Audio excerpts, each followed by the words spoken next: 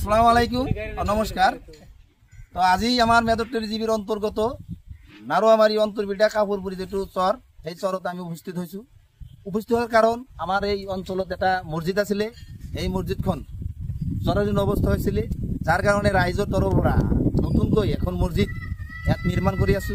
কিন্তু এই কমিটির হাতত যিমানখিনি পয়সা আছে সেই পয়সার মাধ্যমে মসজিদখিনি সম্পূর্ণ নহব, যার কারণে আমি এই সোশ্যাল মিডিয়ার যোগেদি সকলো রাইজক আমি আহ্বান করিম যাতে এই মসজিদের কারণে 10 টাকা 20 টাকা সকলে মানে সহায় করে এই মসজিদখন সম্পূর্ণ হব পারে।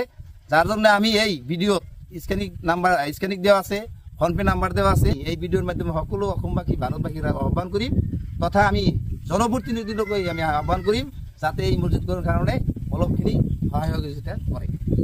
আৰু আমাৰ এই মসজিদটোৰ কাৰণে মসজিদটোৰ নামত আমাৰ এই আবুল কাকা 10,000 টাকা দিছে, আমিও 2,000 টাকা দিছো লগে লগে তার লগতে।